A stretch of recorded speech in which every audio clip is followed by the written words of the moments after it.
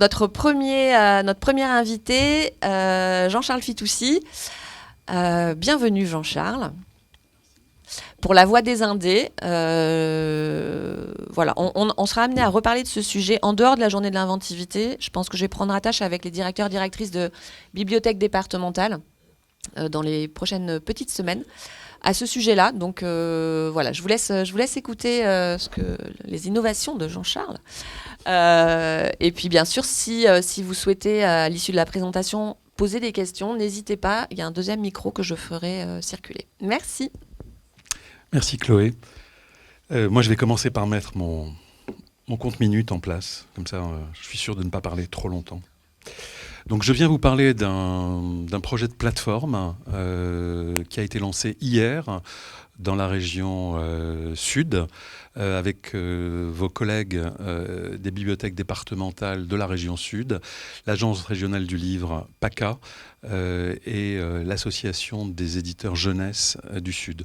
Mais avant de parler du projet donc, qui s'appelle La Voix des Indés, pour faire simple, l'idée c'est de faire une plateforme de services de presse entre les éditeurs indépendants et les bibliothécaires. Voilà, j'ai à peu près tout dit dans cette courte phrase.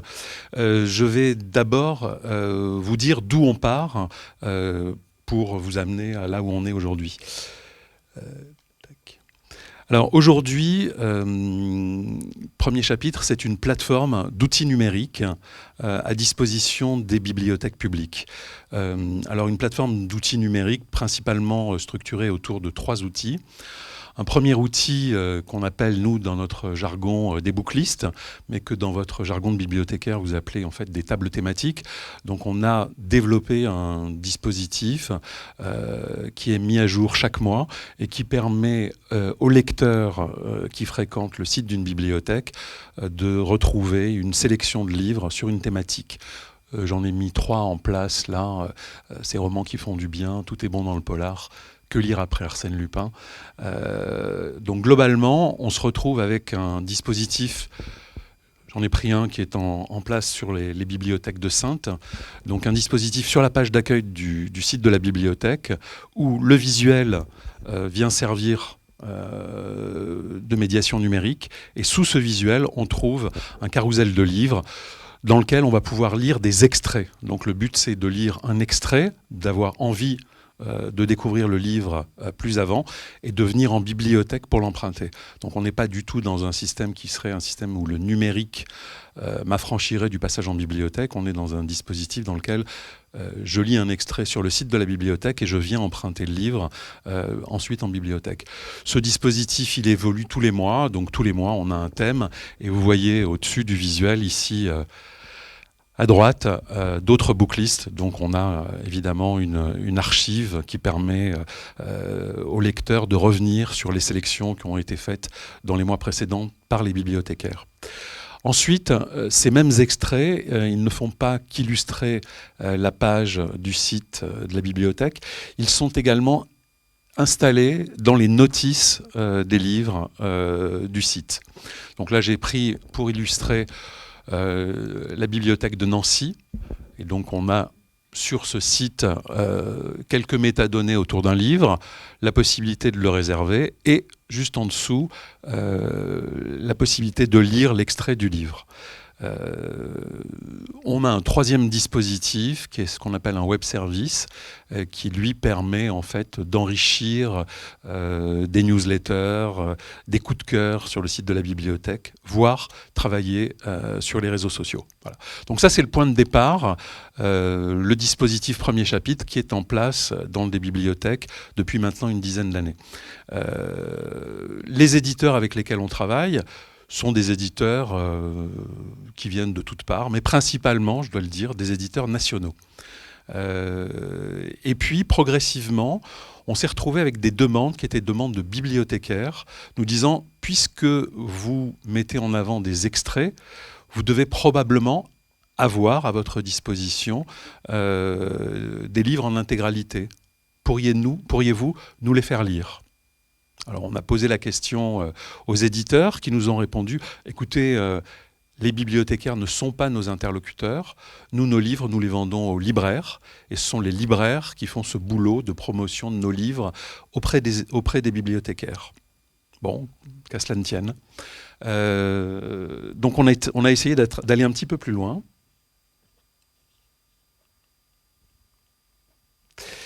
Et on a commencé à travailler pour les éditeurs eux-mêmes. Alors le premier avec lequel on a travaillé, c'est l'École des loisirs, qui nous a dit, puisque vous vous adressez aux bibliothécaires, nous on aimerait bien mettre en place une plateforme qui leur permettrait de lire nos livres avant parution. C'est cette plateforme que vous voyez en haut à droite. Elle existe depuis 2017 maintenant. Elle permet tous les 2 mois d'afficher la production de l'École des loisirs, donc en général une 60aine de livres tous les 2 mois, à lire en intégralité.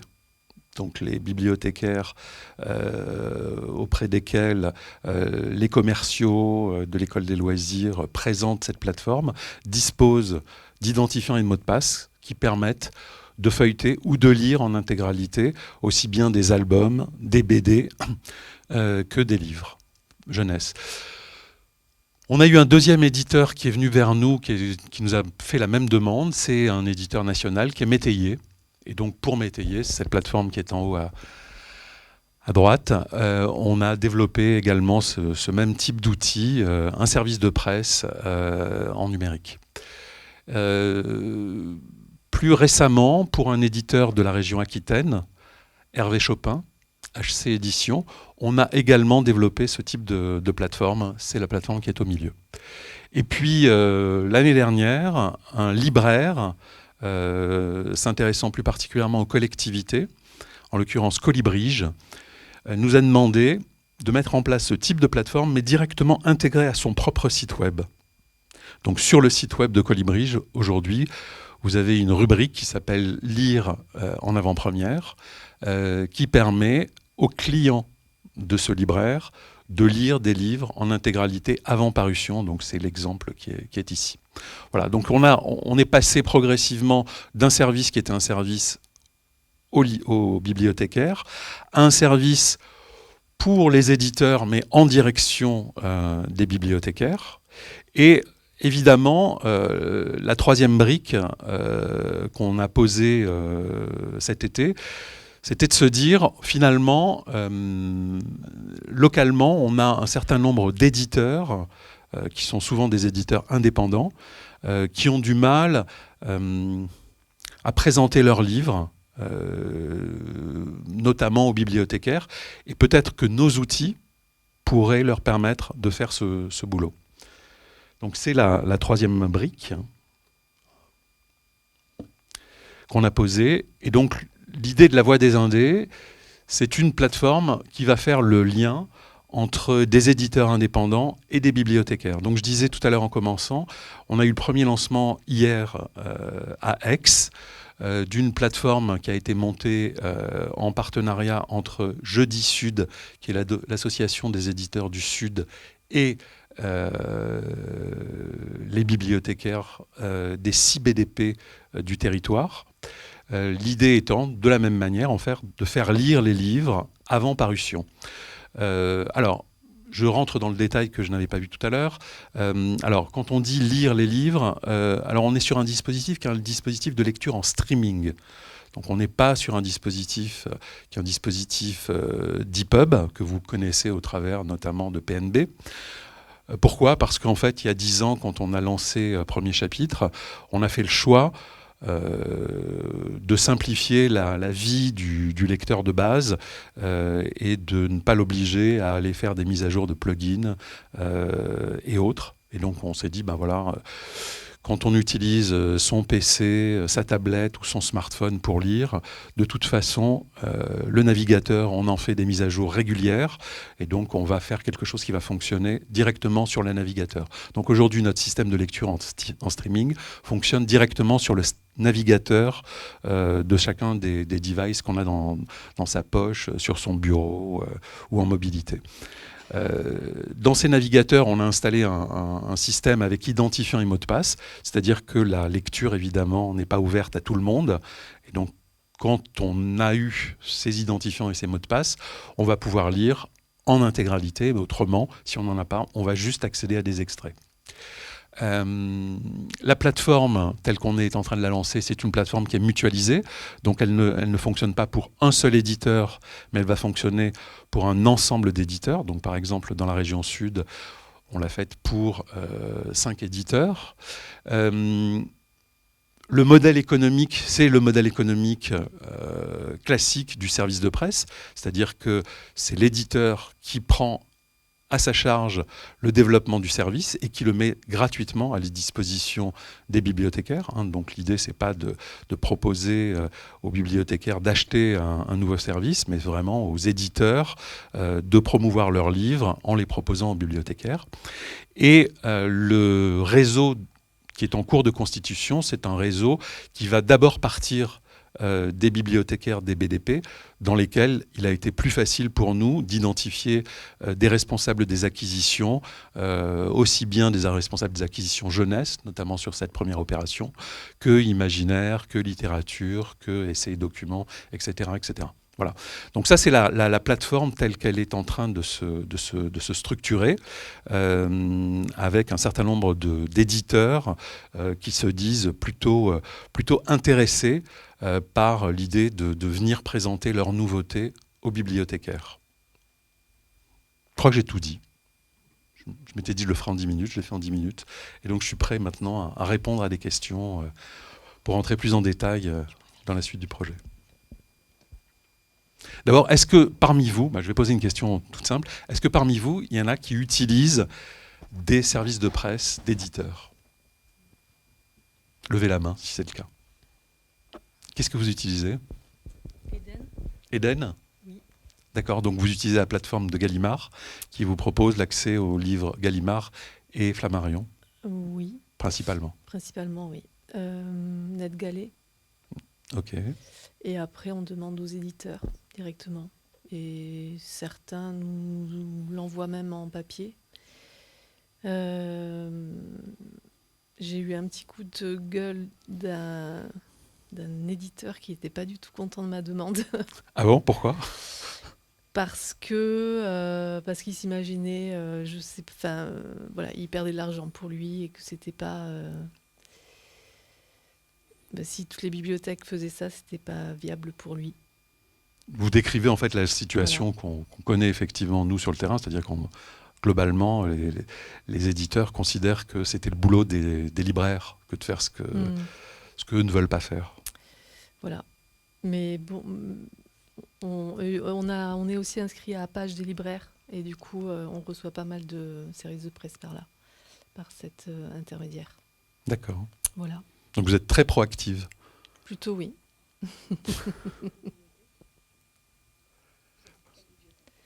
Bibliothèque de Créon en Gironde. Donc vous êtes une bibliothèque municipale? Municipale, oui. Bon.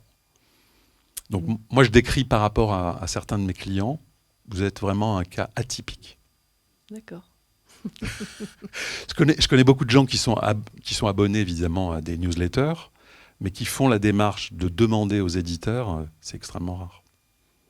Ben oui, mais on s'est rendu compte que finalement, on recevait pas mal de services de presse. Bah oui, en fait, si on demande... Et voilà. Mais c'est vrai qu'il faut oser, et c'est vrai qu'on s'auto-censurait beaucoup au début. Voilà.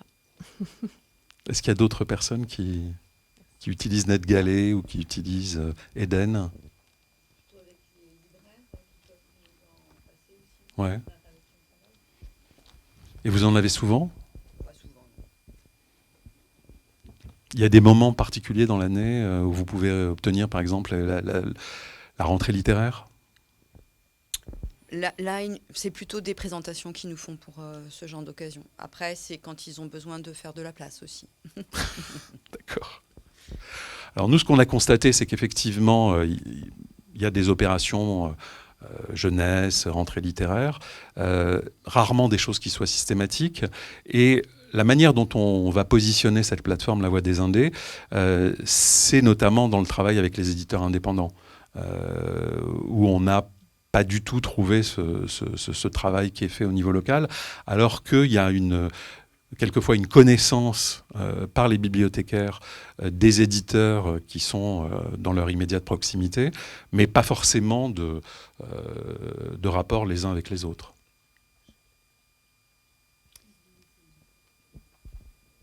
J'aurais aussi voulu savoir au début, quand vous parliez de la première page, là, avec la compatibilité avec les fournisseurs de sites internet pour bibliothèques, j'ai du mal à voir comment ça s'articule. Alors, la partie enrichissement, ça doit fonctionner un peu comme Babelio. Et puis, la partie, par contre, qui permet d'intégrer directement la booklist sur le site. Ou même l'animation de la page d'accueil. Ouais. Ça, j'ai du mal à comprendre comment ça s'articule. Alors, techniquement, c'est ce qu'on appelle une iframe.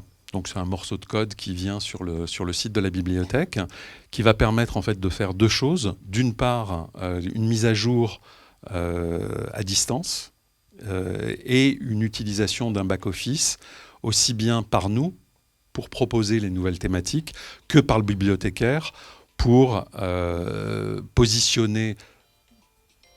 Excusez-moi, c'est mon minuteur qui me dit que j'avais fini. Aussi bien donc par le bibliothécaire pour choisir la thématique. En fait, les thématiques, nous en proposons 3 chaque mois. La bibliothèque choisit celle qui lui convient. D'accord. Et va associer dans la thématique qui lui convient les livres éventuellement qu'on a sur étagère, ou pas d'ailleurs. On a une bibliothèque, la bibliothèque d'Évian, qui met à chaque fois des livres qu'ils n'ont pas sur étagère, pour faire 2 choses. D'une part, pour vérifier des demandes. Donc les gens viennent en bibliothèque en disant « j'ai lu sur votre site, mais je ne le vois pas dans les rayons. Est-ce qu'il est déjà sorti ?» Et souvent, ça n'est pas le cas. Et en fait, c'est une aide à la commande. Voilà. Donc ce dispositif est un dispositif assez simple, hein, d'une iframe qui est intégré sur le site de la bibliothèque. Quand l'autre dispositif dans les notices, c'est ce qu'on appelle un web service automatique qui va moissonner en fait les EAN nouveaux sur notre site, les EAN nouveaux sur le site de la bibliothèque, et intégrer automatiquement tous les dimanches à 3h du matin dans les notices de la bibliothèque les nouveaux extraits. Et c'est compatible avec toutes les solutions? Oui, c'est compatible avec toutes les solutions, parce qu'en fait, toutes les solutions que vous utilisez sont en HTML. Et donc, on a développé une solution qui fonctionne en HTML. Là, par exemple, à Saintes ou à Nancy, ça a été développé avec C3RB. Mais on a développé aussi d'autres choses avec Archimède. Des bibliothécaires ont développé un connecteur avec AFI. Donc, oui, c'est compatible avec à peu près tout.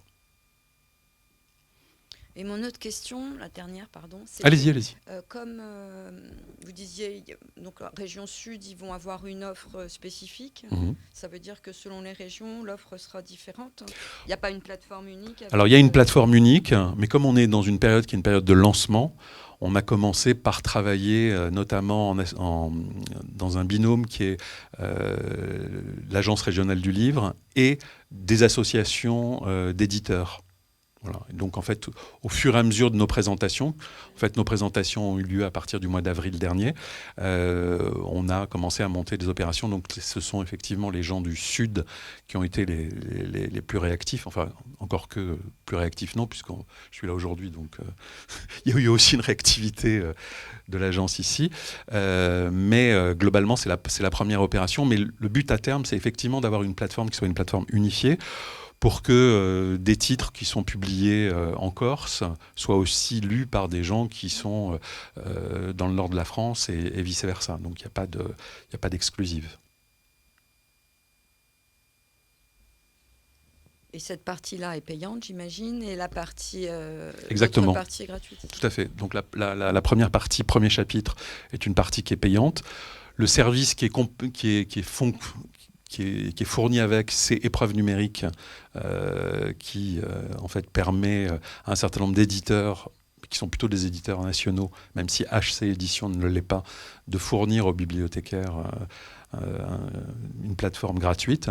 Et puis il y a ce troisième service, La Voix des Indés, qui là est un service complètement gratuit. Et d'ailleurs, je vous invite, c'était la 3e slide que j'avais préparée,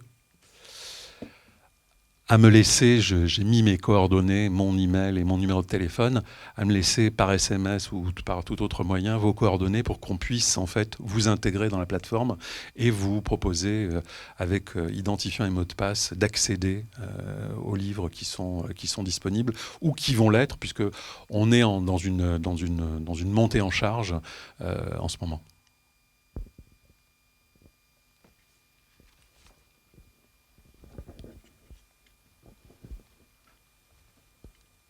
Je peux répondre à d'autres questions si vous voulez.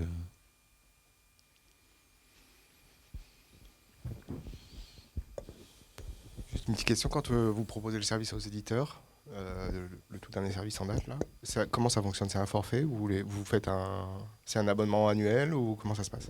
Alors on a fait la chose la plus simple possible. On est parti sur un prix au PDF. Le streaming en fait est fait à partir des PDF éditeurs, donc on ne va pas recréer un fichier spécifique, c'est vraiment le PDF dont il dispose.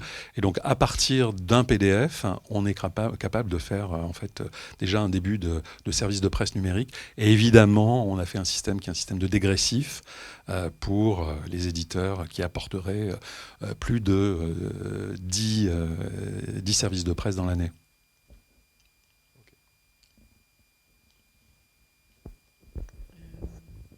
Comment vous allez communiquer à l'échelle nationale auprès des bibliothèques sur cette offre? Parce que moi, je suis très étonnée parce que vous expliquiez que la plateforme pour l'école des loisirs a été lancée en 2017. À l'époque, j'étais encore en bibliothèque de lecture publique et vraiment, ça m'est passé mais complètement au-dessus. Et pourtant, j'étais en bibliothèque départementale. Donc, je trouve ça assez formidable d'avoir cette possibilité, cet outil. Mais comment, effectivement, la communication passe auprès des bibliothèques? Parce que l'école des loisirs, vraiment... Alors, je pense que selon les régions, selon les commerciaux de l'école des loisirs, vous avez plus ou moins, évidemment, de présentation de la plateforme. Mais j'en veux pour preuve, en fait, que pour l'école des loisirs, ils nous ont demandé, et donc je vous la montrerai tout à l'heure de manière individuelle, ils nous ont demandé qu'elle fonctionne sur smartphone. Pour une raison toute simple, c'est qu'en fait, ils ont eux-mêmes remarqué que leurs commerciaux, jusqu'en 2017, avaient dans la voiture les 60 bouquins de la sortie, et puis qu'au fur et à mesure des rendez-vous, en fait, ils s'en dépossédaient. Donc, ils avaient deux exemplaires, mais pas plus. Et donc, le but, c'était de pouvoir montrer les choses sur smartphone et d'indiquer véritablement aux bibliothécaires, vous allez pouvoir maintenant feuilleter directement sur votre PC, votre tablette ou votre smartphone. Donc, peut-être qu'en 2017, au moment où vous y étiez encore, les commerciaux dans la région où vous vous trouviez n'avaient pas encore pris en main l'outil. Mais je peux vous dire aujourd'hui, parce qu'on vérifie les datas et ils sont assez vigilants eux-mêmes, il y a une progression qui est extraordinaire. En fait, quand vous parlez effectivement de commerciaux de la maison d'édition, c'est vrai que en bibliothèque, en lecture publique, en tout cas quand moi j'étais en bibliothèque départementale, on ne travaille pas avec les commerciaux, on ne travaille pas avec les maisons d'édition en direct. En fait, vous avez les animatrices. On travaille avec les libraires. Et on est très, très vigilant à garder effectivement rester dans ce cercle vertueux de tous les maillons de la chaîne du livre qu'on respecte à un endroit ou à un autre. Mais c'est vrai que si l'information passait par les libraires pour effectivement avoir cette possibilité, non pas de travailler en direct avec les éditeurs, parce que ce n'est pas l'objectif non plus, c'est bien un objectif de surdiffusion du côté des éditeurs en direction de la lecture publique, ce qui est vraiment très intéressant pour nous versus lecture publique, mais ça n'empêche pas qu'on est toujours sur ce maillon essentiel de la librairie, et si l'info pouvait passer par ce biais-là, je pense qu'il y aurait moins de trous dans la raquette, mais après, alors, une grosse bêtise. On peut envisager en fait que on reste dans le schéma qui est le schéma que vous décrivez, c'est-à-dire le libraire auprès duquel le bibliothécaire est en compte. Mais on peut aussi, et donc on va juste faire de la surdiffusion. Mais là aujourd'hui, c'est pas du tout l'approche qu'ont les éditeurs avec lesquels nous on discute. Et vraiment, ils ont une approche qui est on veut discuter directement avec les acheteurs, indépendamment du fait qu'un libraire va faire la livraison, va avoir le bon de commande et autres. C'est vraiment, il y a une volonté de le faire vraiment en direct aujourd'hui. Et j'en parle d'autant plus que, aussi bien à l'École des loisirs que chez HC Éditions, que chez Métayer ou d'autres avec lesquels on travaille, c'est vraiment l'approche aujourd'hui. Hein. C'est de se dire, à partir du moment où on a fait des interventions d'auteurs en bibliothèque, on est capable de maintenir un lien avec les bibliothécaires et de leur faire parvenir nos services de presse vraiment tout au long de l'année. Et on va privilégier cette relation directe. Changement de philosophie. Ah oui, mais vous êtes... Parce que c'est vraiment pas du tout ce qu'on a connu. Non, mais bien sûr, ouais. Mais le business est de plus en plus dur, hein. Aussi. Donc, évidemment, vous avez tendance à aller directement auprès des acheteurs et à faire la promotion de vos bouquins parce que, vous savez bien que le libraire, lui, il va présenter un catalogue très large. Et dans ce catalogue très large, il y aura peut-être votre livre ou vos livres, mais si vous le faites vous en direct, vous êtes sûr qu'il y aura vos bouquins. C'est aussi le problème aujourd'hui des petits distributeurs, hein, Pollen, Harmonia Mundi et autres, qui ont des catalogues très très importants et qui ont du mal, enfin les commerciaux ont du mal finalement devant les libraires et a fortiori devant les bibliothécaires à présenter l'étendue du catalogue. Donc, de la nécessité de ce type d'outils. Mais en fait, les choses avaient été déjà mises en place à partir du moment où les newsletters ont commencé à se mettre en place vers n'importe qui. Tout à fait, mais il y avait quand même... Non, c'est bon. En tout cas, sachez que vous êtes, en tant que bibliothécaire, pour les éditeurs maintenant, un maillon important, alors que c'est vrai qu'il y a quelques années... vous étiez pratiquement inconnu, quoi. Bonjour. Question un peu incongrue. Je suis un auteur de la région. Est-ce qu'il y a une place quelque part là-dedans pour les auteurs ? Absolument, de la même manière. On a eu avec un éditeur de la région qui est Kern, au travers de ces auteurs, ce même type de demande, et on a fait la même demande, il n'y a aucune difficulté. C'est un PDF, donc on l'intègre sur la plateforme. Et alors, l'offre actuelle donc, que vous proposez, ce sont des éditeurs indépendants actuellement. Absolument, oui, tout à fait. Plutôt de la région PACA. Alors, ou ça s'étend Non, on a fait une première opération qui a démarré hier dans la région PACA. On a fait des présentations cet été ici dans la région Aquitaine avec l'association des éditeurs à l'AENA. Et donc on a déjà 2-3 éditeurs, donc je cite de mémoire Kern, HC Éditions dont j'ai parlé tout à l'heure, les Scampettes, voilà, qui ont déjà mis en place leurs livres dans la plateforme.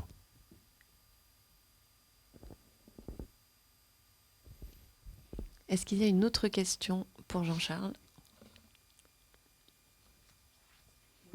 Sur la plateforme, il y a combien d'éditeurs représentés ? Alors pour l'instant, c'est un nombre très, très minimum, hein. On doit avoir une quinzaine d'éditeurs. Donc c'est tout petit, on est en cours de lancement. Hein. Donc je n'essaye pas de dire qu'on représente la totalité. On est vraiment sur le démarrage. Et donc vous avez, quand j'en ai parlé, on en a parlé cet été avec Chloé, elle a immédiatement réagi en trouvant que l'initiative était intéressante, que c'était intéressant de vous la présenter aujourd'hui dans cette journée autour de l'innovation.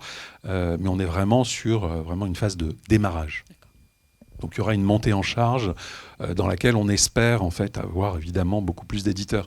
Alors ce qu'on va faire, c'est que on va structurer en fait un plan de publication en suivant de grands événements du calendrier. Donc on a commencé là par exemple avec une rentrée littéraire jeunesse. Donc on va accompagner les 2 grandes rentrées littéraires, celle d'automne, celle d'hiver. Et puis on va aussi accompagner des moments qui seront plutôt des moments de lecture enfin je sais pas, par exemple le quart d'heure lecture, etc., etc. Donc on va amener aussi les éditeurs à essayer de sortir leurs nouveautés en collant à ces grands moments de calendrier. Donc on n'aura pas nécessairement dans les premières années des services de presse très réguliers, mais on va suivre des grands moments de l'actualité. J'ajoute que certes j'ai trouvé l'initiative intéressante, mais que je ne suis pas la seule. Donc mon collègue Jean-Marc Robert et Margot Maillard, mes 2 collègues qui sont au développement économique, pardon, à Alca, sont intéressés aussi par ce projet, envisagent d'en parler également aux éditeurs de la région. Enfin voilà, on essaie de prendre un petit peu toutes les informations au niveau de l'intégralité de la chaîne du livre, et on va voir comment ça avance. Quelqu'un souhaitait poser? Bonjour. Vous proposez d'intégrer donc des extraits de livres dans les catalogues des bibliothèques. Ce sont des documents PDF. Est-ce que c'est des documents PDF qui arrivent des éditeurs? Ce sont des éditeurs indépendants. Ils ne sont pas, eux, soumis à l'accessibilité numérique des documents. Est-ce que, pour autant, les PDF que vous mettez sont soumis à des DRM et donc inaccessibles, alors, tandis que ce sont des PDF? Ou est-ce que les catalogues sont censés devenir accessibles petit à petit. Est-ce que vous ne cassez pas cette accessibilité en proposant un service? Est-ce que vous avez réfléchi à cette offre-là, à l'accessibilité de ces documents? Merci. On nous pose évidemment, depuis qu'on a commencé à faire des présentations en bibliothèque, cette question. Donc, je dois dire qu'on n'y a pas réfléchi. Donc, aujourd'hui, alors, une précision. On part d'un PDF pour fabriquer un flux streaming. Donc, on n'affiche pas des PDF, on affiche une image du PDF. D'où la difficulté, si vous voulez, de faire quelque chose qui soit compatible avec les outils qui sont des outils de description numérique. En revanche, on est en train de travailler pour essayer de développer des solutions. Par exemple, on sait qu'au niveau des commandes qu'on utilise, on a déjà une compatibilité. Donc, on peut... mais bon, ça ne règle pas le problème que vous évoquez. Mais pour l'instant, la démarche était d'abord de s'intéresser, en tout cas au travers de la voie des Indés, aux bibliothécaires, avant de régler le problème qui était le problème des lecteurs sur les sites des bibliothèques. Mais je vous confirme que sur les sites des bibliothèques, ça n'est pas compatible, notamment avec les non-voyants. Il n'y a pas d'accessibilité.